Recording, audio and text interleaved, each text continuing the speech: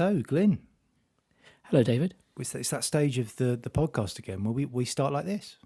This is how we seem to start. Or have last always time I started, called you really. Mr. Doggett. This time I called you just Glyn. We're more informal today. So next time it's just going to be surnames, which is kind of how we are used to being referred to. So Yeah. that would be fine. That's true. Here we are again for another More Than Mostly Comedy podcast. Yes. It's exciting. Yeah. And this one with Rory Bremner.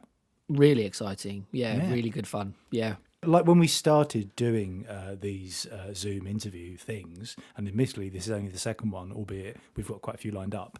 For me personally, I thought, well, this is someone I'd like to get, and because he's a nice guy, I thought, well, he might say yes. And he did. And an incredibly inspiring individual. Makes you want to know more about everything, really, because he's so obviously politically minded, but a really inspiring guy and a very nice guy as well. Really nice, yeah. And I think we've been very... it's hard to say the word fortunate in such a horrible situation that we're in at the moment, but to have the opportunity to do interviews like this is something we probably wouldn't have even considered without the sort of forced nature of being locked down and not being able to do Mostly Comedy live. Because with the previous recordings, previous podcasts from years ago, they were done because an act was at Mostly Comedy. We'd interview them behind the scenes before they went on or after they went on. It was all very rushed. It was all very in the moment, very quick. And then what we'd planned to do was live stage interviews, but that involved the process of booking someone to do their act, to then obviously agree to stay behind, to then to do an interview as well, which is, again, quite a kind of commitment for a performer because they've got to kind of know they've got a routine, know that they've got something to do for the audience before they then do the interview. Yeah. So to be in this position where we can just say to people that we really admire, can you just talk to us for an hour? Is fantastic, and it's and Rory Bremner is a case in point of someone who we've been desperate to do this with, and it's nice to finally get that opportunity. Yeah, definitely, and obviously, like sort of linking to what you're saying, a lot of people when they come to Mostly, they come obviously with, and I mean this in a positive sense, with an agenda. Because if they're working up, like when Rory first came to Mostly, he was working up a touring show, I think, and then when he second came, he was working up the Edinburgh show with Jan Ravens. So they're coming with the thought of doing a gig, but also working up material. So it's quite hard to say to people, oh, could you also do an interview? Because they're so focused on new ideas that they don't really want, and like you say, it's a commitment if you're doing both. So I don't think, maybe, but I don't think we would have been able to do this. Maybe now because he's been a few times, but initially because it would have just been, it's not really something you can get across. So like you say, to actually say, well, specifically we want to just talk to you for a bit of time and hear about what you do and him say yes is a privilege, really. Absolutely, And it's a nice way. And I do, obviously when we get to doing the live shows, the live podcasts as we intend to with the new regenerated podcast, it'll be lovely to do that. But this is a really good way in the interim to do a similar thing, but maybe delve a little bit deeper as well. Absolutely, and it's a great interview. So it is a great interview. Yeah. And that's purely our interviewing technique, Glyn. We are like Parkinson on speed. I don't know if that's a good thing. No, I'm not sure about that. We're like Wogan on Pepto-Bismol. That's what we are. So he's not feeling nauseous. No. But yeah, I don't know what I'm talking about, Glyn. Let's listen to this interview that we just did this evening, and let's do that. Let that take over, and listen to the wonderful Rory Bremner. Here we go. We're gonna mark it to start, and then we'll get officially going, shall we? Right, here we go. 3, 2, 1. Ooh. See, it's the magic of recording. Well, that is the worst tribute to our key workers that I have seen. That's it now, isn't it? These people. They are working night and day in our ICUs and in our care, and you one derisory clap. Shame on you. It's all we've ever got whenever we performed, Rory. Actually, is one clap. Yeah. That's we're used it's to. What we're used to. Yeah. Okay. I had a friend who got a clap in Hitchin, but never mind. Okay. Something different. I think we know the person. So, Rory, we'll track and trace them. Yeah, good point. When we get it sorted. Anyone that you've been, I think they should do that with Boris actually to find out how many children he really does have. So I think they should track and trace anybody who's come into contact with Boris. Who actually has a habit of celebrating whenever he's promoted. He seems to find a female assistant somewhere, and stuff happens, and 9 months later, other stuff happens. So if you've been in contact with myself, then you may get onto our track and trace program. And if you haven't been in contact, it's a good idea to distance yourself. And I think 2 meters well, anything longer than a foot, let's say.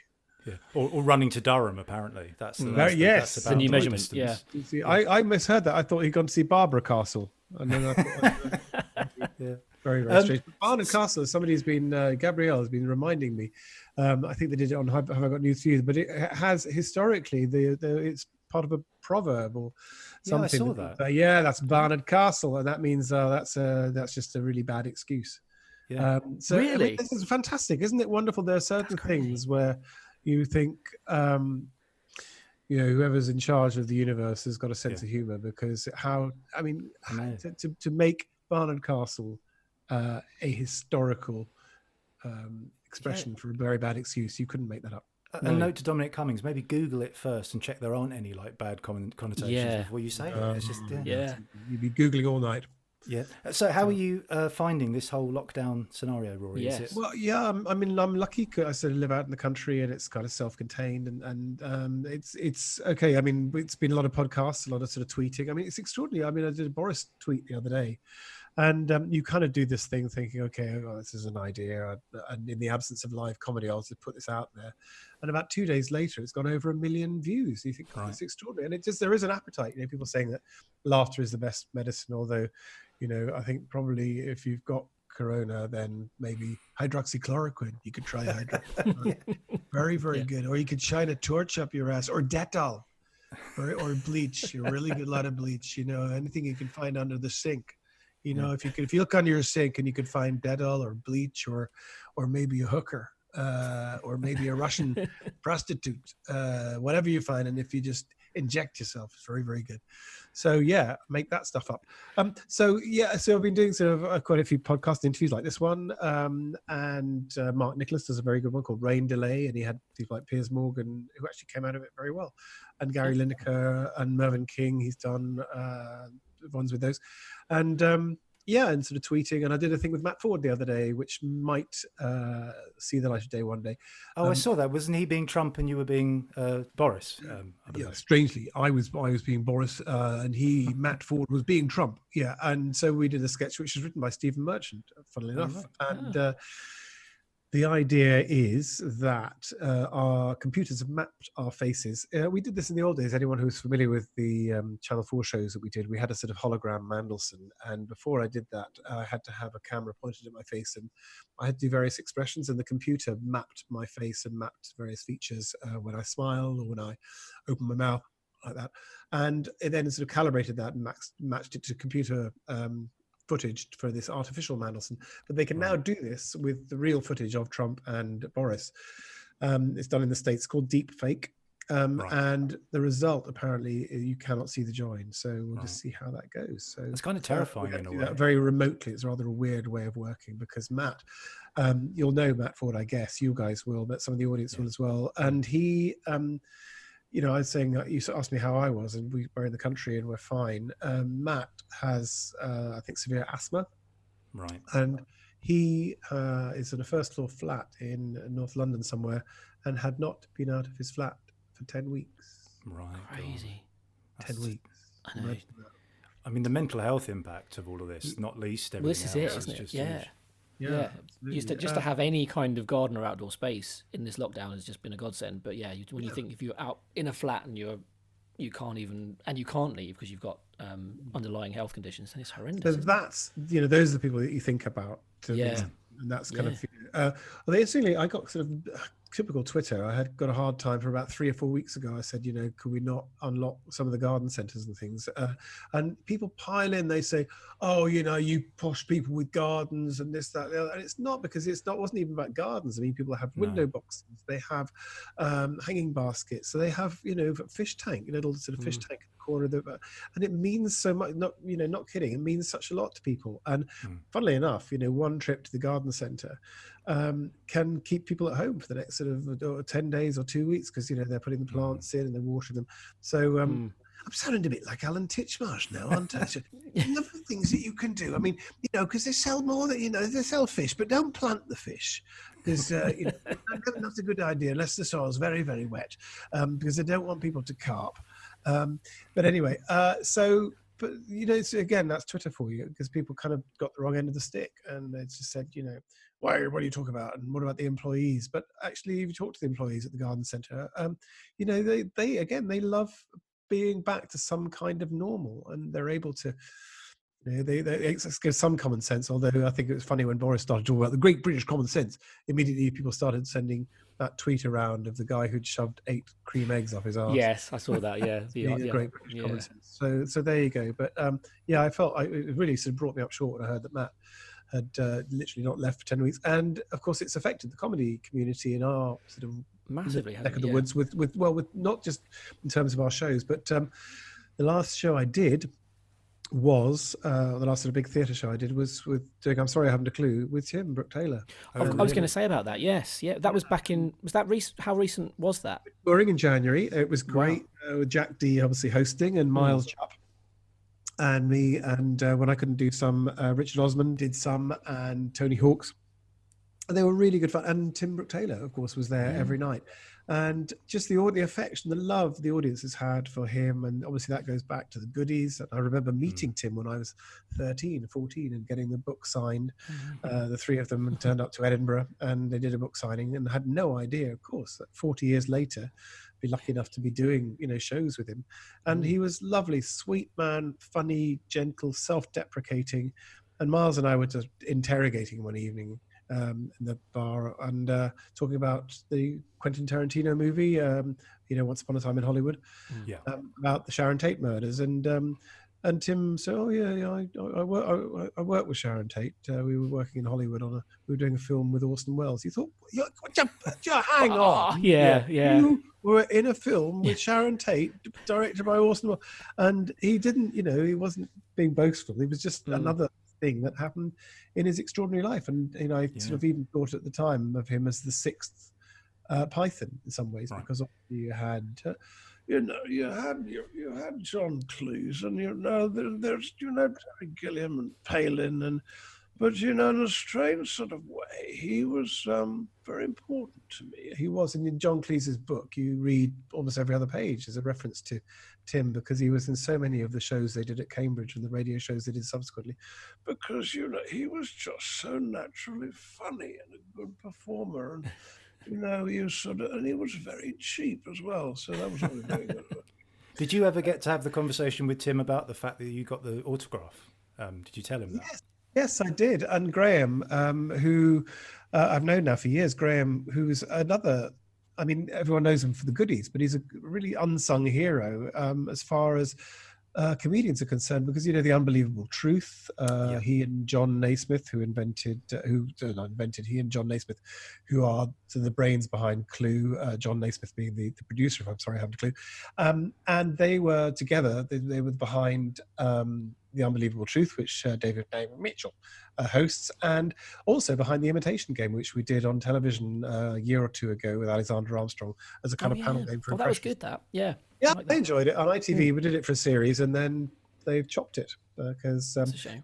They haven't. I think it's because it's a too big a budget for too small a slot, as it were. Because executives, they tend to think in terms of budgets and slots, and that's the way they are. And I would think I would have loved to have another series of that, because I think we could have loosened it up a little bit, made it a bit more spontaneous and certainly more topical, because we ended up filming that something like 9 or 10 months before it went out. Right. And for me, I'm sort of bouncing off the ceiling, thinking what's going to happen in these 9 or 10 months. Yeah. If David Attenborough, for some reason, anything happens to him, or Trump, you never know what he's going to do. So it suddenly looks very non-topical. You need to be recording, within 3 or 4 days. Yeah, I remember when you did Mostly Comedy for us the first time, I think you were talking about having just recorded it and then saying exactly that. But I was going to say to you afterwards, how spontaneous was it as a show, or was it kind of you had to pre-plan who's going to do what when? And...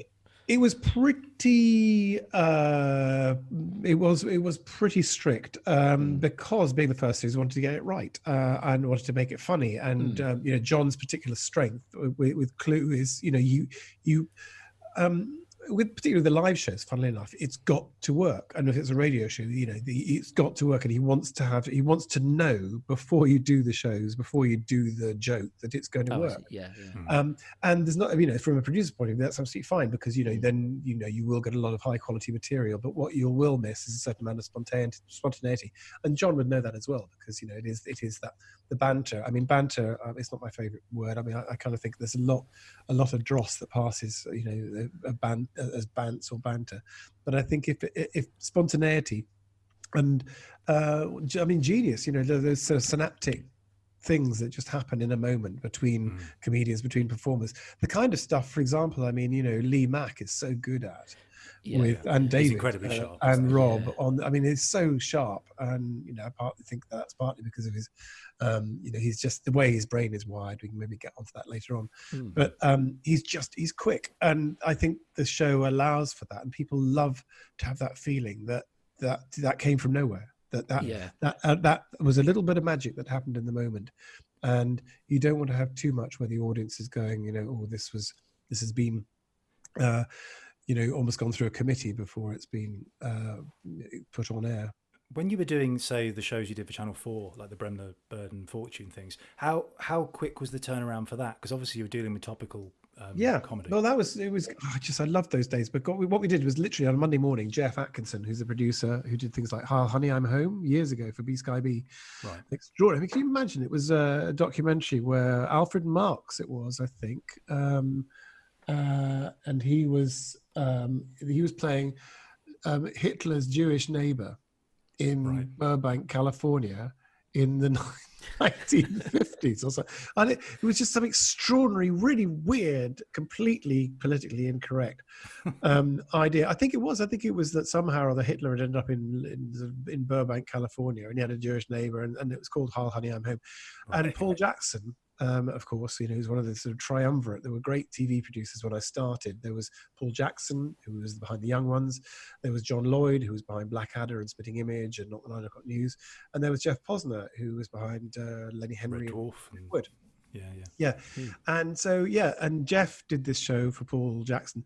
Anyway, so Jeff was my producer, still is, all the way through from the turn of the century, so earlier, 92. And so Monday morning, I'd arrive, he'd arrive, we'd sit opposite a desk at each other and go, what are we going to do this week? What are we going to do? And we'd had to have some ideas. But as John Fortune said, the great thing about working in pairs is that you only have to have half an idea. John used to say very modestly. And so Jeff would look at me, I'd look at him, and he'd have some ideas. He always had many more ideas than I did. And he'd say, for example, like, and there's the Diana thing, for example, if there'd been the Panorama interview, and he'd say, look, you're going to have to do Diana this week. And I go, ooh, okay, boss, all right. But if we were doing it now, there might be something, you've got to do something about Trump and the Bible and the whole George Floyd thing. What else you can do? There might be something about what's Boris up to this week. There might be... I'm trying to think about some other things which is topical. And so essentially what we had to do is we had to think of about 8 characters, or 7 or 8 characters, because you could only do 7 or 8 characters in makeup. So you'd have to think, right, which characters are we going to do this week and where are we going to set them? And literally, as we were having that conversation, almost sort of mapping out roughly which characters we were going to do, what sketches we were going to do, the crew would be meeting next door, eating their way through plates and plates of croissants and drinking the coffee and stuff like that. And once we'd finished our meeting, Jeff would go in and he'd say to the makeup department, he'd say, listen, we need to do Trump this week. We've got to do Diana this week. We need a wig for Boris Yeltsin this week. We think Rory might be doing Keir Starmer this week. So, makeup would be briefed. Costume would be told, that we need to do these. But the location people would be told, right, okay, we're going to go to somewhere just on the edge of the M25, not far from Hitchin. We used to go to a place called, God, it's gone out of my head now. But going out there, it was outside London, which is very noisy if you're trying to film. And we would have one room that could be, in those days, could be Tony Blair's office. We'd use the stables maybe for a Prince Charles sketch. There would be a hallway which we could use as the White House and dress it with a sort of flag. So for those George Bush and Condoleezza Rice sketches. So we could use all these different locations. And that was for the Wednesday. So we had the ideas on Monday. With Jeff and I, they would spend Monday and Tuesday writing the sketches. between the two of us. And, you know, so I would literally write on a piece of paper, I've got to write that sketch by 11 o'clock, that sketch by 1 o'clock, that sketch by 2:30, to try and keep my mind organized. On the Tuesday afternoon, John Langdon, my script editor, who sadly died about 2 months ago now, he was my absolute, you know, God, my friend, my right-hand man, my co-writer, my inspiration, all of that. And he would come in on a Tuesday, because his great strength was rewriting and editing, and we would take every script and we would go through every dot, every comma, every word, and rewrite and get it right for the day and get it absolutely. So Tuesday night, we'd have the scripts finished. Wednesday off we go on location, film 4 characters that day, maybe 4 of those characters.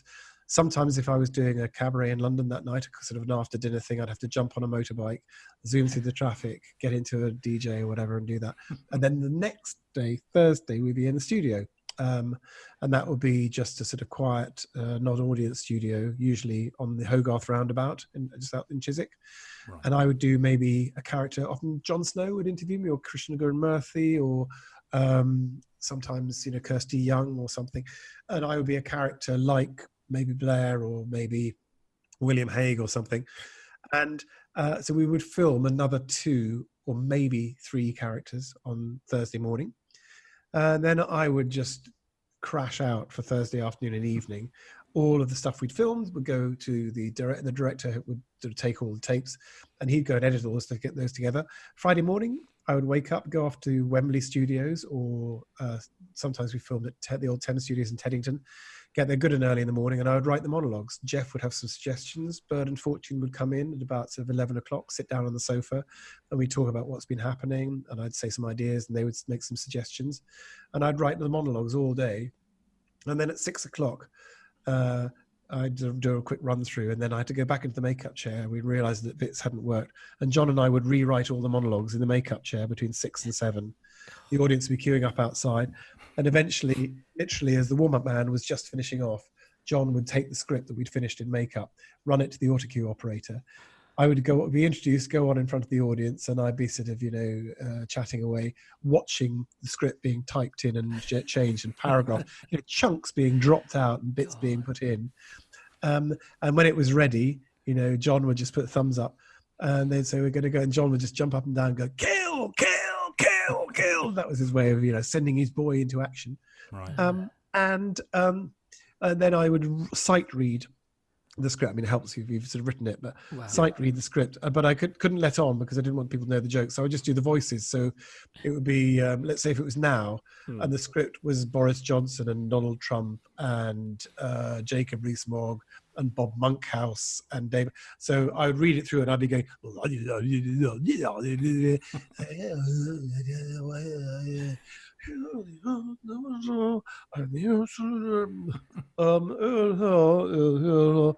and not so, and the audience would laugh at that because it was just sound jokes. But it was me kind of familiarizing myself, and then we'd start recording, and they played into that recording with a live audience. They played in the sketches that we pre-recorded the previous day and on the Thursday, on the Wednesday, and they'd been edited together loosely so we could get the laughs.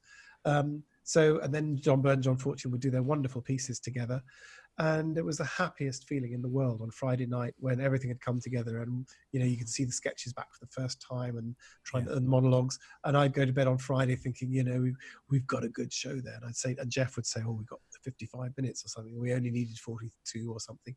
So you knew we could cut it into a good show, but it was just the best time of my life. Do you think that sort of really enforced really quick working? Do you think that aided the creativity? Do you find when you have more time, when you don't have that sort of deadline, what do you fill the time with? Do you over consider ideas at that point? Well, yes, you can. I mean, it is. I mean, sometimes I think you're just better quick because you just, you know, you've got to do it, and you can't. And you know, it's the thing about like writer's block.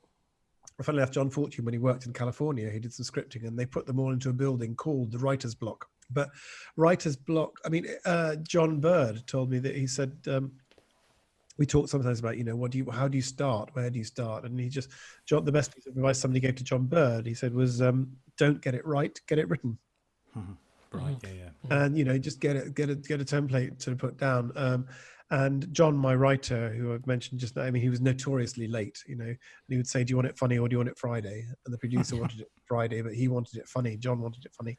And he'd always write these jokes. I said, it looked a little bit like Indian trains, because, you know, those trains you see where people are hanging off every door and every window and every, you know, off the roof and stuff. And sometimes I said his jokes or his scripts were like that. There were just too many. And I had to sort of like, just look, remember where we're going with this. We just got to get rid of the extraneous stuff. But it was exciting. But I think, you know, talking about this the other day. It's going to sound name droppy, but we're both on the board of an opera thing, and he's a sort of mate for many years. Tim Rice, the lyricist, and of course, wonderful, wonderful musicals. And he was saying, you know, saying about writing, and we both said we like the motivation, we like deadlines, we miss deadlines, and part of being in lockdown is, you know, where's the thing that's saying you've got to get this finished, you've got to get this done. Yeah, very easy to get into kind of manana mentality, and I like to have lists because it's how I handle my sort of ADHD. Which was what I was mentioning with Lee Mack before. I like to have lists and I like to sort of tick them off. And I found that if I've got to give myself 8 or 9 things to do in a day, and during the lockdown, I've done about 4 of them, I go, well, you know, I'll just do it tomorrow. And then tomorrow becomes the end of the week. And then the end of the week rolls over to Monday. And it's shocking state of affairs. Do you think you still get the opportunity to make that sort of television now? Or are No, it stopped dead in 2010. When literally, I mean, Channel 4 pulled the show, and nobody told us. Weirdly, nobody told us. You know, it just stopped, and then I kept sort of saying, "Well, hang on, are we going to have another series?" And my agent at the time sort of said, "Well, that, you know," I said, "Should I go and talk to them?" And she said, "Well, I'm not sure that, you know, you might not want to hear what they've got to say because, you know, things might be changing, and, you know, you've got to go to them with new suggestions or whatever." But anyway, just time passed and weeks became months, and then it became apparent that they weren't going to commission another series. And you know, I wish at the time we'd gone straight off and knocked on doors and said, "Listen, guys, there's John Byrne, there's John Fortune, there's a whole team here. We're good at this stuff. We can do it, you know." And it would have adapted. We'd brought in other people, brought in new writers and new talent, like we did in 2015. I mentioned Matt Ford earlier, and we sort of gave Matt a break in the 2015 show, and Jess Robinson as well, and also Sarah Pascoe. So Jess Robinson, people who know, fantastic, talented musical impressionist, and Sarah Pascoe, people who know as well. But those 3 new performers came in on the 2015 show. So my great regret was that we never got to do anything about the coalition. Right. Yeah. No, yes. It's sad because he just got on to David Cameron, and I think the only thing, you know, we all said about David Cameron, I think, was, you know, people said, you know, when I became Prime Minister, people said, you know, are you going to make the rich richer? You know, are you going to make the poor poorer? And I think we managed to do both. So I think that was very good. So, and it was only 2015 when the BBC gave us a show for the election in 2015 that we got our first chance. Again, I'm talking about deadlines and motivation, and actually, you've got to write the show now, to look at the coalition and realise that behind this apparently benign kind of liberal Democrats putting a brake on the Conservatives sort of thing, that was the kind of benign image. But behind that were a lot of things that were really very wrong amongst the sort of the benefit sanction regime, you know, what Ian Duncan Smith was up to, the effects of austerity, we did a little thing about sort of heroes of the coalition, and it was things like the poppy seller, the war veteran poppy seller, who had his benefits cut because he was out selling poppies the week before Remembrance Sunday, you know, in memory of his fellow regiment, people in his regiment. And so, funnily enough, during those 5 years of the coalition, benign as it seemed, and some good things may have happened, but benign as it seemed, the seeds were being sown for Brexit. People were feeling disenchanted, people were feeling disenfranchised, and the globalization wasn't working for everybody. And you saw the roots of UKIP. You know, that's where it came from. So if we'd been around in that time, you know, we could have been doing Cameron, we could have been doing, I mean, we could have had a lot of fun with Nigel Farage, Boris Johnson. I'm not saying we would have changed the world, but I think we would have been part of a debate. But instead, you know, those years went by And we suddenly find ourselves in this extraordinary climate where, it's almost like we're living in a box set. The writers have come up with the unimaginable stuff. There was a box set called Brexit. I thought, I don't want to watch this. I just want to know how it ends. Same with Corbyn and the same with Trump. But, talking of box sets, you look a few weeks ago when, if there was a box set about Boris Johnson, let's call it The Clown. And series 2 ends with him going into hospital, into intensive care. Oh my God, what's a cliffhanger for the end of series 2? And series 3, what happens in the opener? But his partner gives birth to their baby. You think this is just, they are jumping the shark every, that expression. They're jumping the shark every week. And something that Lenin supposedly said, I think it was Lenin, was it Lenin? It might have been Lorraine Kelly. Very similar catchment. It might have been. Who said that there are decades where nothing happens for weeks, and then there are weeks where decades happen.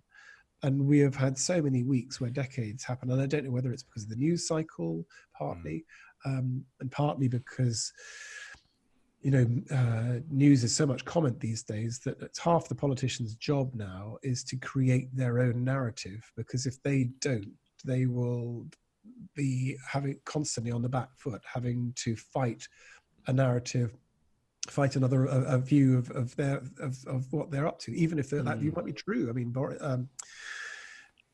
Trump, and to an extent Boris, they have to kind of make up plausible lies, because if they don't, they're going to be behind the narrative, as it were. So I missed those 5 years. I think I felt we really could have been doing something. And then you wake up and suddenly Brexit has happened and Trump is in the White House and Bolsonaro is in Brazil, and Duterte is in the Philippines, and Orban is in Hungary, and Erdogan is in Turkey. And suddenly this weird thing's happening where the strong men are back and dismantling and undermining these institutions like NATO and the United Nations and the European Union and the World Health Organization, which were set up in 1945 or just after the war to kind of undo the damage done by the last generation of nationalist, fascist leaders. And some are more fascistic than others in the modern generation, but alarm bells are ringing. And I think absolutely. I think there's another view of that, which is that for the 90s, when we were doing our shows, in the early 2000s, it was all about, as Bill Clinton said, it's all the economy. It's the economy, stupid. And everything became about the economy, to the extent that the BBC's political correspondent, let me think about this. They made Faisal Islam, who was the economics correspondent, became political editor at Sky. Robert Peston, who was the business editor of Financial Times and then business editor at the BBC, became political editor at ITV. Evan Davis, who was the economics editor of the BBC, was given the Today programme and then Newsnight. The point I'm making is that the people who were economics and business correspondents became the political correspondents because politics was the economy. Yeah. And then what happened in the 2014 election, the referendum rather, in Scotland, for the first time really, 2008 actually, the collapse of 2008. And that was the beginning when politics was coming back, and the result of austerity, and then the Scottish referendum on independence, and then Brexit was when politics came back and really came back very, very hard. And people said, it's not about the economy. It's about us. It's about our lives. It's about our jobs. And it's about how we feel about ourselves. And it's not just about what the FTSE is today. And also, we're living in a world now where someone like Trump isn't even prepared to research or read his own briefings. You're dealing with people in charge. Why would I want to do that? Why would I want to do this? I mean, as he said, you can't outdo me. He said, I'm the only one that matters. I'm the only one that matters. He said. He was asked why he still not filled a lot of posts in his administration. He said, I'm the only one that matters. But let me tell you, what's going on now. And I look at that and it makes me think of Martin Luther King, and I knew him very well. I knew him very, very well. We were very close.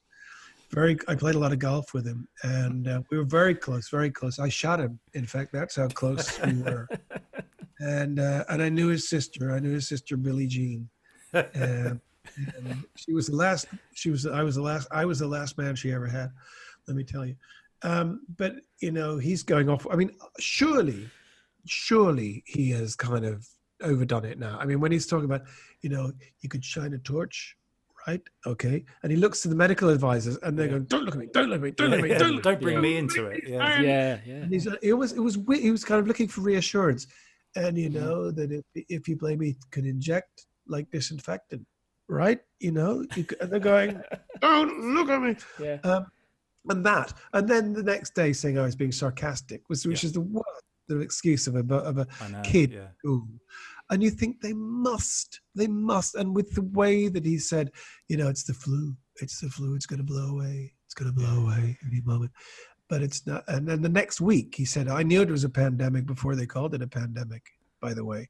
And you think they must see through this. They must do this. I was reading recently a book about Trump called what was it? Stable Genius, and it was about the early days of his sort of thing. And somebody said about it's not for him having the best idea; it's having the idea first. So he always tries to fight. I always do. And the genius, Stable G is true. Genius. It's my middle name. Did you know that? That's what the J stands for.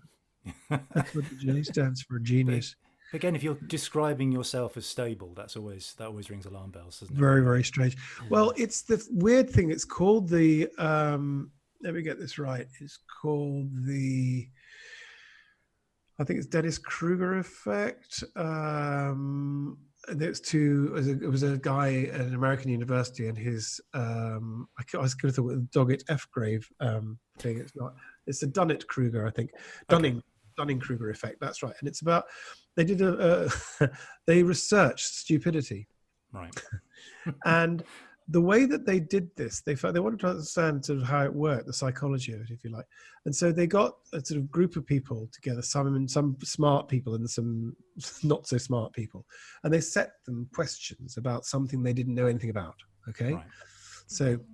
But that wasn't the thing. The thing was, the kicker was that afterwards they said, how do you think you got on with the question? And the intelligent one said, look, honestly, I don't know the first thing about that. I maybe got 3 or 4 of the answers right, but the rest.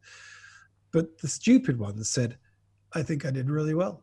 I think I got most of them right. I absolutely got all of them. And they realized that it was a lack of self-awareness. And it was, the high point of it was a guy who was arrested for robbing a bank in Pittsburgh in 1995. And he had read somewhere that invisible ink, the key ingredient was lemon juice. So he covered his face with lemon juice and he took a photograph, but obviously he couldn't see what he was doing. So he took a photograph of the wall behind him. He thought, I've done it, I've cracked it. And he thought it worked. So he went to the bank, robbed the bank, was of course arrested, and they showed him a photograph, and he just looked at it and said, "But I wore the juice. So that's the kind of. But and it's the same. The Trump thing is, that lack of self-awareness. And he said he told an audience of evangelists in Iowa. He said, "Why should I repent or seek forgiveness when I'm not making mistakes?" Right. Well, there you go. That. I came across a wonderful quote the other day where there's a wonderful guy called Chevalier Taylor, who was George II's oculist. He was his eye specialist, and so his name was Chevalier Taylor, and he was a kind of a conceited sort of popinjay kind of charlatan character. And Dr. Johnson described him as he said he is a remarkable instance of how far impudence may carry ignorance. Right. Yeah. Isn't that wonderful with Trump? Trump is a wonderful of how far impudence can carry ignorance, because he gets away with it because of his impudence, because of his cheek. He's like a cat turning up at Crufts and they say, look, this is a dog show, Mr. Trump. He goes, so I'm here now. I'm here. Okay, that's your problem. All right. What are you going to do about it? And there's something about Trump, and there's something about Boris, the same thing, which makes it our problem. Yeah. This is the problem with the disruptors. They come along and they disrupt. In some cases, the positive disruption, or positive, depending on how you look at it. The examples of disruption are things like, Uber or Netflix, which take a paradigm and completely blow it apart. And Boris and Trump are the sort of political disruptors. But there are what comes after that disruption, and what's the plan? What if you've got to have a plan B if you're going to take all these institutions like Farage would like Europe to break up completely. I'm thinking, okay, but then what happens afterwards? Yeah, it's all about breaking the things up rather than suggesting anything better. Well, as I say, as Boris said years ago when he was writing with the Telegraph, he said, I was lobbing bricks over the wall and hearing the greenhouse windows smash, and that feeling of power that it gave me. And that's what he said. He admitted that's what he was doing when he was writing these myths about Europe. He was saying about the bent bananas and the standard sized condoms and all that, and he was making it up and hearing the effect they had, and he was intoxicated by it. And obviously it sort of continued with the with the campaign. And he said, look, I would, I'm happy. I would lie in front of a bulldozer over Heathrow. He's already lied in front of a bus. Yeah. But it's interesting. I mean, but it was these myths, and I'm being a bit Remainy now. Of course, I'm sorry, but how many times you heard during the Brexit debate people talking about the National Health Service and these foreigners who were coming over here and were a drain on our National Health Service. And what are we seeing now? We're seeing these people who've given their lives. From the black and ethnic minority ones, as well as Boris's life, who was saved by, the irony of him being saved by a Portuguese nurse and a New Zealand nurse, and these people who weren't draining the health service, but in the case of EU nationals, were making up like 52,000 of them. And now this campaign to come over here and pick fruit and vegetables, things, and you think, well, this is what it's about. You were saying that these people were a drain on our resources. You were saying that these people were coming over here and just claiming benefits and stuff like that. Didn't he actually say let them back in the other day? Didn't he actually just say, come back? Yeah, Didn't he say that the other day? No, he said, I want you back. We want you back. Yeah. And I don't know if I had to go because I don't know if he actually did say, I don't know if he went all Gary Barlow. I don't know if he went the full, I don't know if he went Jackson 5 maybe. We want you back. We want you back, not for good, but we want you back. We want you back for the picking season. Yes, yeah. And now we're in a situation where sort of Brexit is happening out of view because everybody's obviously so concerned with the coronavirus thing and what happens next. So I get a bit concerned about the lack of scrutiny of things at the moment. You see, we're kind of like this. The narrative is that we could easily get hit no deal, which a lot of people want. Of course, a lot of the Brexiteers are very happy to have no deal because they say it's going to be fine. We'll go back to world trading or WTO rules. But as you probably know, because I think I might have used the line last time I was at Mostly Comedy. It's like WTF rules, really. What? How can you possibly? Yeah. Here's my thing on that: is that there's a head of steam building because we've got till June the 31st. 30 days. That's September, April, June. We've got till June the 30th. Right. To let the EU know if we're going to extend the transition period, so there's a movement afoot to. So the cut-off date, June the 30th. We've got to let them know if we're going to extend it or not, and that debate is going to get louder, and that argument is going to get louder, and it's going to be shouted down by people who are saying, no, we're concentrating on the coronavirus, we've got to deal with COVID first, this, that, and the other. And because they want this to be kicked into the long grass. And it's going to be really, my analogy, I think now that I would be in favor of an extension to the transition period because I think that's injury time. Yes. They've got to, surely. If a game is stopped, let's say if a game is stopped for 5 minutes while somebody's stretched it off or whatever, they'll add that time on at the end of the game because they haven't been able to, nothing's been able to happen. And here, if effectively, the play has been stopped for 3 months by coronavirus, it just makes, and so everybody's been completely concentrated on that. Makes sense to take those 3 months and add them on as injury time at the end. So that is what we're talking about. But I think I should say to those who are waiting with bated breath for jokes and comedy and let me say, my final word on the comic Cummings. is let me say, I would say that I mean, any father, anyone who's been a father as often, as long as I have, and as often as I have, will understand the instinct to go the extra mile, and indeed the extra 30 miles. I myself, I would certainly go 500 miles, and I would go 500 more to test my eyesight, because my eyesight is very bad. But there are reasons for that, and I won't go into those. But I have a new slogan, and that is very much move on, draw a line, and fuck off. Before you go, Rory, I mean, we could talk to you for ages about so many things. And one thing I find so extraordinary about you as an impressionist is when you impersonate. I mean, you were saying about all the makeup and all the things you used to use. I know, because my wife takes photos at the comedy club, and you could look through the photos and go, well, there's Trump. There's Oh, wow. Yeah. And I think It's that's quite just so incredible. extraordinary. Yeah. We've had some questions sent in by people. There's one I'm looking at here now. That, by the way, I'll just answer that one. It's very instinctive, because I'm not aware. I hate looking at myself in a mirror for all sorts of reasons, but I don't like practicing impressions in front of the mirror.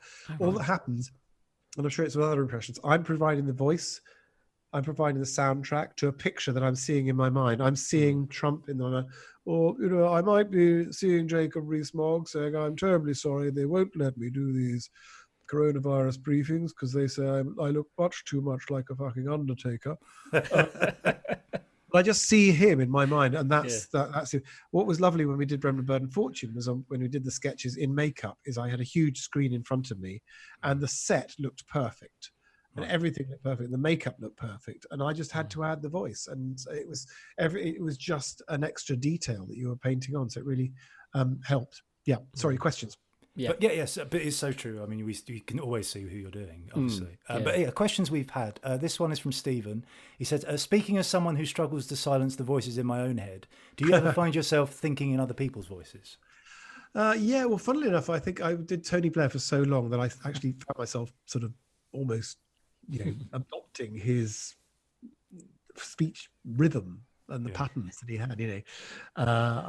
Funnily enough, actually, I think when I started out in comedy in the sort of 80s with people like Mark Steele, but first, I remember first in show I did was with Mark Steele, and people like Jeremy Hardy. Jeremy Hardy was great, and Jeremy had that really laid back style, and I think Norman Lovett was similar, and you interviewed Norman Lovett, and I think that Jeremy and Norman, with that kind of self-deprecating, downbeat, very low energy style, that was absolutely that was followed and imitated and taken up by so many of the comedians in the 80s and 90s, and it was kind of as I say, I mean, Jack D came at it from a different way, because Jack D being energetic just didn't work, and he sort of slowed it down and found a new character, as it were. But so many people were influenced by the way that Jeremy spoke. So yes, I would say my answer to that is yes, there were times when I felt that I was beginning to sound I was doing Tony Blair so often, I was beginning to sound a little bit like him. Right. I know Steve Coogan talks about when he's writing for Partridge, and quite often he'll find himself thinking in Partridge's voice. The line is so blurred. Another question sort of similar. This is from Keith. Keir Starmer must be much more difficult to do than Boris, who has his own caricature anyway. What do you look for, and how difficult is it to take on a new persona, particularly if there's someone who aren't so clearly defined, I guess? Yeah, I mean, you've got to have to. You keep coming back to the voice, because it's all very well, you could create a persona, but if the voice isn't right, so I mean, I'm going to have to, because I think he's going to be around for quite a while, and I think I think he's done more. I'm kind of I've kind of worn my heart on my sleeve in this interview anyway, but I do think that he has done more to kind of rumble Boris in 6 or 7 weeks than Corbyn could in sort of 6 or 7 years, because of his famously forensic thing, and because he is calm and measured. I'm going to have to listen to him. I haven't studied him yet, is the truth. Again, because like I said earlier, when am I going to do the next live show? I mean, heavens knows. I mean, you're thinking the same thing, of course, with Mostly Comedy. When are we going to have that lovely kind of that be together in that lovely sort of front room? So what do you go for? So you've got to go. It's got to be the voice. But and then there's a kind of, it goes through phases, because you start trying to get the voice accurate and that right, but often that's a little bit too tight, because it has to have life, and it has to have character, and it has to have some kind of, it has to have depth. And what you find is that you start off and you want to get it right. Let's say Chris Tarrant, and you realise that it is a kind of adenoidal voice, and it comes from that. But it's when you get a bit more free and you can play around. Interestingly enough, if you put Tony Blair, who's like that, and Chris Tarrant, who's like that, together, you actually get Ed Miliband, which is really weird. Really weird thing happens. So voice, and you listen to, so I'm going to have to listen to him in Parliament and listen to probably podcasts, because, everyone's doing podcasts now. I need to saturate myself. I need to saturate myself with Keir Starmer to the extent that I'm not even thinking about what he's saying anymore. I'm but I've always worked by instinct. You've got just instinctively trying to understand, or trying to just clock how he's speaking, if there are any little ticks there. But then the second phase, where the character comes in, you realize that there might be a vowel sound or something that you can exaggerate, just like a caricaturist. A caricaturist, you might think somebody like Jeremy Hunt or even Matt Hancock. Certainly Jeremy Hunt would be a little bit hard to do. But then if you sort of extend the nose, make him look a little bit like, the Scarecrow in Wizard of Oz, it becomes a bit more of a caricature. But it's got to ring true as well. And I think where satire works at its best, as opposed to just sort of political comedy, and where it's not just graffiti, where it works best is if people recognize the voice. They think, that's spot on, that's really weird, the voice is great, it sounds true, but the joke that you're saying is actually exploding and liberating a thought that was deep down in people's brains, but they hadn't sort of necessarily expressed it. So that's why I said, are we going to make the rich richer? Are we going to make the poor poorer? I think we managed to do both. What I like about that is because it's the voice works, the structure works, but also it's making a point. And I always think after shows that really you want to have shows where the voices are good, the jokes are funny, and it has a point of view. That's what I said when I did my show, which you saw the first preview of with Jan Ravens. Yeah. Years ago. And then I came to see it actually in Edinburgh as well. And what was interesting was how much it had changed when you did a preview for us too. So I had it? Yeah, it had, because I remember we went for a meal afterwards and you were sort of talking through ideas, and it was just interesting to see how it had changed more towards the ideas I think you were discussing with us than what you actually did, really. So it was interesting. I remember you saying at the time that the male politicians at that particular moment weren't particularly inspiring. So you had Theresa May, obviously, that Jan was doing. But I remember you saying that there wasn't particularly many inspiring sort of politicians. Well, no, there weren't, because I suppose because I was comparing them with the Labour years, when it was Gordon Brown and Tony Blair and Robin Cook and Frank Dobson and I'm trying to think, there were a couple of others, and Peter Mandelson, who kind of we got to know them in opposition, and they were characters who, I just happened to find at the time very easy to do, or not easy to do. I found them they're doable. And then in the coalition, you had people like Phil Hammond, and you thought, God, I'm not sure his wife knows what he sounds like. And so, but I think I might have whinged a little bit too much about that, partly because I was out of practice. I wasn't, match fit and all the rest of it. So I think there was an element of that, but now we're there are the big four, if you like, the big five, who are, Boris and Trump, and for me, Rees-Mogg and Farage. Would you rather have, it's probably a stupid question, would you rather have the stability of things being quiet, things being how you want it to be, or the sort of, as a creative person, obviously you sort of thrive off the extremes of things like Trump, and so what wins over for you? There's people do say to you at these sort of times, they say, "Oh my God, you must have so much material." And I remember John Fortune sometimes says, people say, "Oh, you must have so much material." John would go, you want to write it?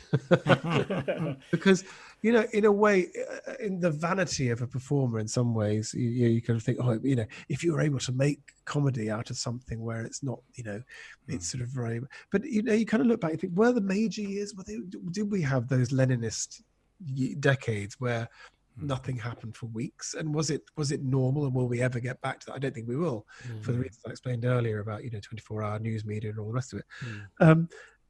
But I think it's funny because there's two ways of looking at it, and both are true. I mean, Ian Hislop says that Trump makes it easy because he does provide you with so much. But on the other hand, you think he is so ridiculous in and of himself. Yeah. And then, of course, you've got the thing that if you kind of make him funny, are you kind of normalizing him?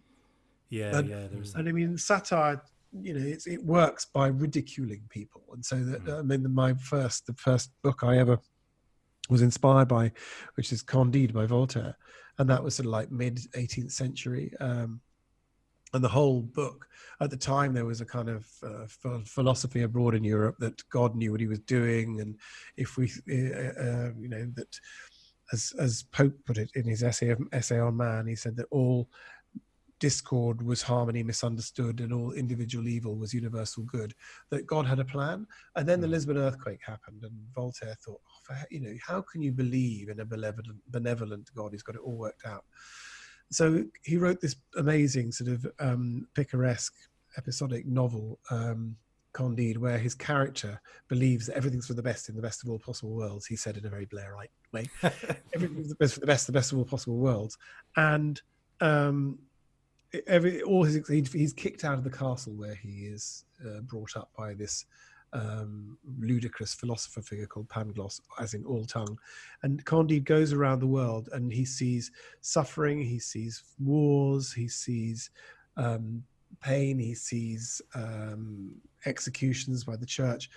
And so this theory that it's the best of all possible worlds is tested all the time, and it's ultimately it's ridiculed and laughed out of court. So you read that book and you finish it and you think, how could you possibly? And it's what Bird and Fortune used to do.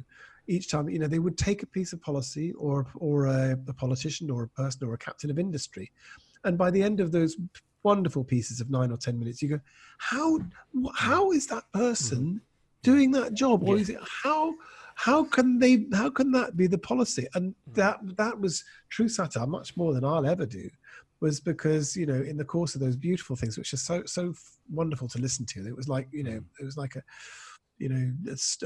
beautiful duet, and you just found yourself thinking that argument has just been taken to shreds, but just in a beautiful way.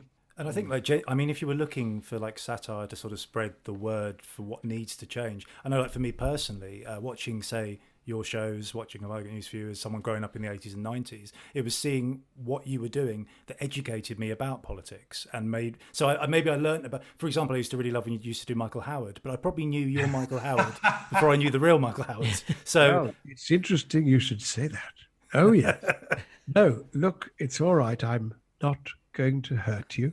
That was just a kind of a little ad lib. The not going to hurt you became an ad lib for Michael Howard. But so I couldn't, then after that, I couldn't do Michael Howard without saying, it's all right, I'm not going to hurt you.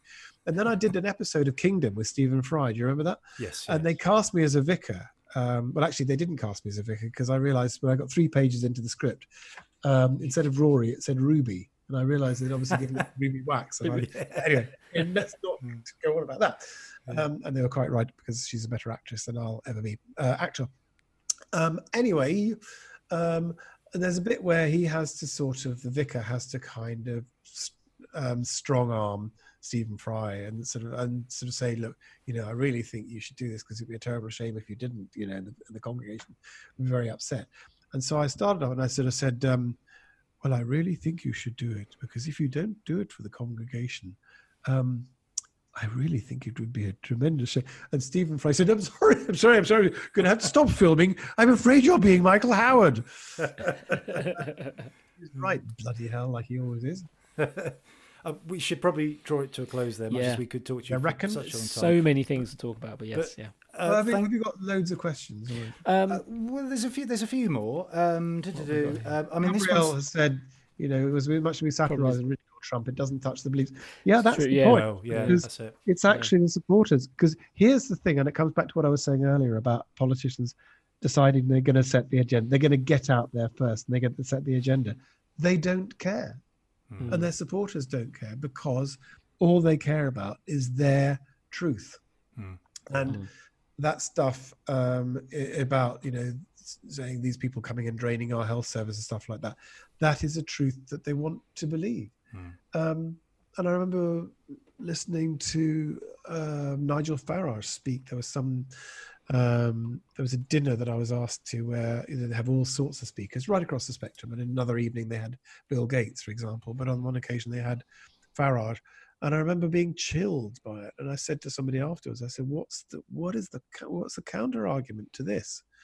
And he said, well, there isn't really. It's just a way of how you see the world. And I mean, I think that's very true now. And coming back to comedy, your comedy is judged now by people's politics. And very often people say, oh, you're just a has-been, Rory, you know, you haven't been funny for years, this, that, and the other. And you look on their timeline and you see, you know, it's quite Brexity. Quite often it's sort of, you know, quite Tommy Robinson almost, you know, that kind of thing, because they have a particular view of England. And it is, you know, not the UK, or they have a particular view of England and a particular view of Brexit and stuff like that.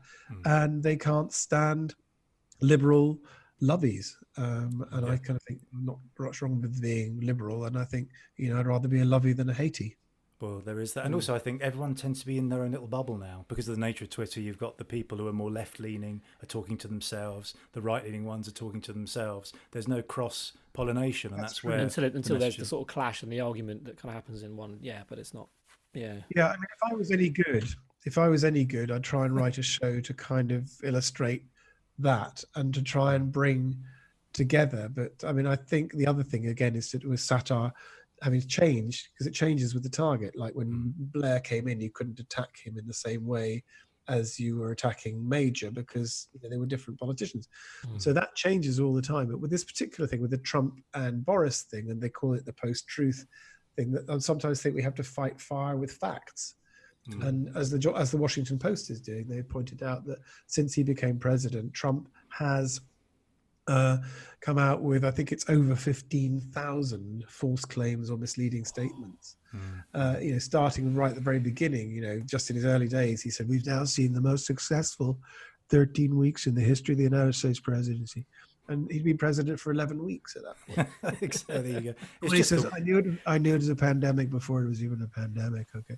And well, that's clearly untrue.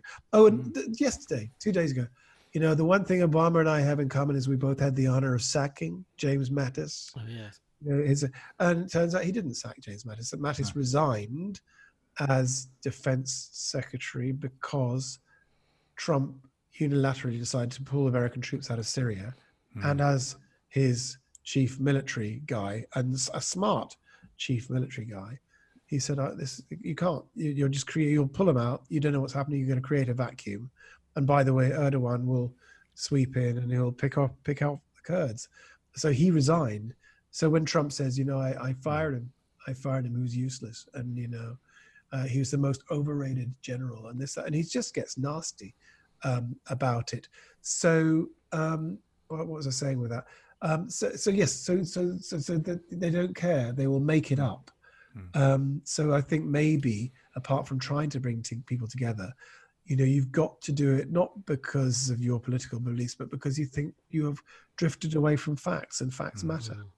But the problem is it's so hard, particularly with comedy, like you say, it's so hard to have that communication between the two because it just causes so much anger. Because people are so staunch in their beliefs one way or another that it's very hard to break through that. And I think satire is a great tool for that, because what it does is it educates people with humour but with intelligence. Well, you've got to kind of, I mean, I've been quite political tonight, but I think you've got to sort of come out the other end. That's what Jan and I were trying to do at our shows, is, you know, it's got to be funny enough at the end of it. And then you've got to, you know, that's when you've got some of the voices like, you know, like the John Prescotts, you just put in there every now and again, say, like Les Dawson. So I was talking to the doctor the other day. I said, doctor, I've got a steering wheel stuck on the end of my knob and it's driving me nuts. So I said, go in the chemist. I said, can I get some Viagra? They said, yes. I said, can I get it over the counter? It depends how many you take.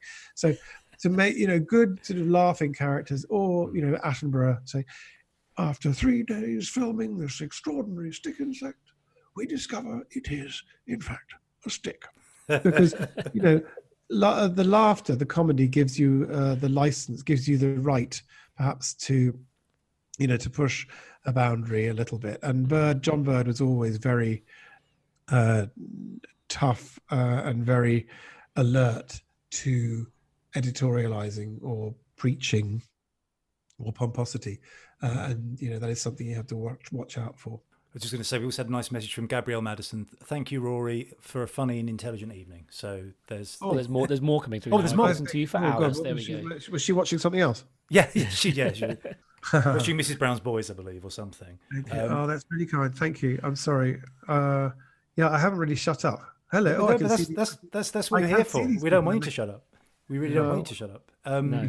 More jokes. No. And that's what I think is so good about this, as opposed to, like, if you come and do a gig, it's lovely when you come and do a gig and you get to see another side of you, but it's nice to be able to have a conversation with people and dig a little bit deeper about these things. Thank you. I've just put my latest joke on Twitter, which isn't so much a joke. It's just how jokes and real seriousness can come full circle. So, and it's just, there's an awful lot of COVID in Brazil. And then now that's the third country in the world, aren't they? So I saw that. Just goes out there, and probably some people say, but these people are dying. I say, I know it's irony. I'm saying that this is going. It is. There's for years and years, but then probably like Andy Zaltzman, I'm just too fond of puns. But also people get very precious about things like death, and I think we all experience death. We all experience grief in some way. We all experience fear. So we're all allowed, we're entitled to joke about these things, providing you're not. I've experienced death many times at sort of clubs up and down the country. Yeah, mostly comedy and fiction, probably. Mostly, yeah. But as I say, we probably should draw to a close there. But thank you so much for doing this, Rory. Thank you. Yeah. Keep doing the podcast. Do you mean the Zoom or life? This is the end. Sorry, Rory. I'm afraid we have to draw this to an end. This is the end. You could just take Rory out and just. As a committee, we've decided. But no, thank you so much, Rory, and keep doing what you're doing. And you're an inspiration, and it was lovely to have you chat with us. Thank you so much. Absolutely. And I love you guys. Much. I mean, it goes back. I got this little email about whatever it was 4 years ago, saying we run this comedy, and I don't know. You got me on a good day or whatever. I just thought, I quite like the sound of it, and it's lovely. And I think what you're doing out there, and thank you, by the way, especially thank you to all the people who've come in on this and supported mostly comedy as well. And I don't know if you're, regular attendees there, but there's a little special thing going on there. And I think you guys have been really, really good to start it up, to keep it going, and that takes a lot of work and diligence and persistence. And I think you're bringing good comedians and me. That's not the same category.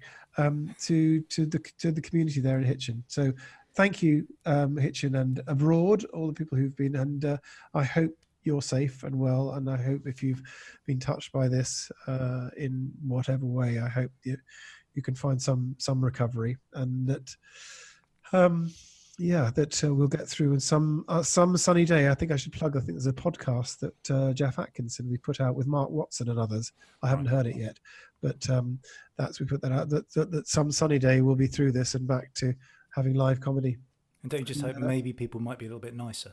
Like maybe things like this might bring people a little bit more. I mean, even like doing something like this, if we tried to promote the idea of doing a podcast over something like Zoom a month or so ago, people wouldn't have done it. People wouldn't have gone for it. But because people are wanting to communicate again, something like this works, and I hope it does. The sad thing is that I know people. I think people are kind, but I think it's nice. People are going to be kinder, and then you look at Twitter and you go, "Hang on." Well, yeah. If you don't look at Twitter, then everything's fine in the world. But yeah, you do. That's always the worst part of life. But it's true. I think we've always we started mostly comedy, be it selfishly, to get people in that we admired and we thought were fantastic. And when you said yes, we couldn't have been happier. So So thank you for coming You down. thought, yeah, it's brilliant. We've got someone to replace John Coleshaw because we couldn't. I think you did our 8th birthday. I seem to remember it was our 8th birthday. I think it was, gig, and yeah. You shared some birthday yeah. cake with us afterwards. Oh, and now we're, yes, now we're at 12 we years. did, yes. Then there was, I do remember the last show. It was a beautiful hot summer evening 2 years ago. Do you remember we had that long sort of warm summer? We've had an incredible last sort of 5 weeks. But I remember it was one of those ones where all the restaurant windows in Hitchin were sort of open to we were in that place across the road, weren't we? I can't remember which one, but yes, we were just across the road from the. We're in a new venue now as well, Rory. So when you come back, you'll be able to see that, and it's nicer, I'd say. So. Oh, good. Or you might think it's worse. I don't know. Well, actually, I've just put up a comedy club in the old one, so we could do. Oh, fair enough. Yeah. We're on different nights. Yeah, we'll be all right. Excellent. Thank you so much, Rory. Thank you so much. Thank you, you two. And thanks you. everybody else who joined in. And go and have some supper and a drink. And it's Saturday tomorrow, although every day is Saturday now, isn't it? Yeah. Take care, Rory. Take care. Thanks for the kind Take care. words. See you Thank then. you. Lots of love. you. Take care. Bye all. Cheers, Bye. Bye. And there we go. That was Rory Bremner. Or maybe it was an impressionist doing an impression of Rory Bremner doing an impression of Trump. I'm not entirely sure. Trump doing an impression of Rory Bremner. I think it was. That would be interesting. That would be very interesting. What we should have done is just done a load of interviews with Rory Bremner as different people, and then we could just say that's these people. We interviewed David Attenborough or whatever, but we didn't do that. Yeah. Idiots. Absolute idiots. What a lovely chat. What a so fascinating. Good, I found particularly the most interesting bit. All of it was interesting, but I really liked hearing him talk about how he used to put together his shows. The shows with it was a real step-by-step account, wasn't it? But it was really fascinating just to hear of the detail and the amount of time. Yeah, and it's that thing, isn't it? We've always, even when we used to write more material for Mostly, or anything that we've done, a deadline is the thing that generates an idea. Without a firm deadline, I don't think you'd ever see anything through. And even like things like the material that we're more known for, like the porn letter or something, it literally came about because we had a gig that week, and the material's never changed from that first rendition of it, and that comes from having a deadline. I think it's the best circumstance to write, isn't it? Because I think without a deadline, without a sort of something to write towards, then it's so hard to just sit there and go, oh, what should we write? So it's so difficult to do that. And the more time you have, the more you sort of have time to doubt it, and all those sort of things. And like he said as well about having someone to write with, I think that's so important. I mean, definitely, I wouldn't ever write anything on my own. I mean, I know you do a lot, but I actually have to guide the pen, don't I? When you're holding it, I have to guide it into. I can't just physically do it. I just can't do it. But it is something where I think it's nice to have someone else to bounce off. Like he said, you can have half the idea, because then you have half the idea, and then the other person can sort of pull that out of you a bit more, or you the other way around. So when he said that, it was a very familiar thing. And also I think the way we always looked at it as well is having an instant editing thing, because all you have to do is make one person laugh.